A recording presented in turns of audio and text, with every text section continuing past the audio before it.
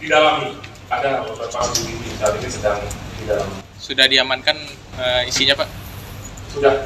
Buka suara soal CCTV dalam kasus polisi tembak polisi di Solok Selatan, Polda Sumbar sebut sudah diamankan. Kepolisian daerah Polda Sumatera Barat telah mengamankan hasil rekaman CCTV terkait kasus AKP Dadang Iskandar yang menembak AKP Rianto Ulil Ansar, hingga meninggal di tempat, Sabtu, tanggal 23 November tahun 2024.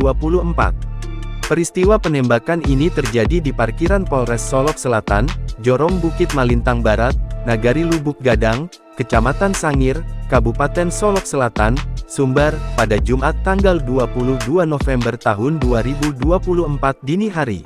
Kabid Humas Polda Sumbar, Kombes Pol Dwi Sulistiawan, membenarkan adanya kamera CCTV di kantor Polres Solok Selatan. Iya, di dalam ada beberapa kamera CCTV, kata Kombes Pol Dwi Sulistiawan.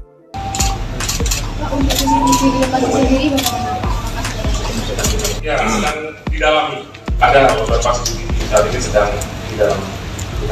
Sudah diamankan isinya, Pak? Sudah. Kata dia, pihaknya saat ini sedang melakukan pengecekan lebih lanjut terkait CCTV tersebut. Dan, pihaknya belum menjelaskan secara rinci terkait hasil rekamannya yang terdapat dalam CCTV tersebut. Saat ini sedang dalam kita cek, kata Kombes Pol Dwi Sulistiawan. Untuk isi rekaman dari CCTV tersebut, diakuinya sudah diamankan.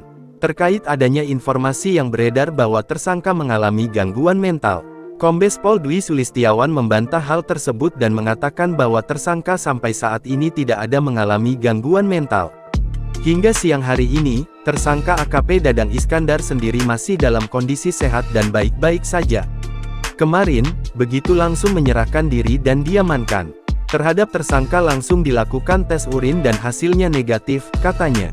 Polda Sumbar masih akan menindaklanjuti dan melakukan pemeriksaan apakah tersangka menggunakan narkoba atau tidak. Download Tribun X sekarang, menghadirkan lokal menjadi Indonesia.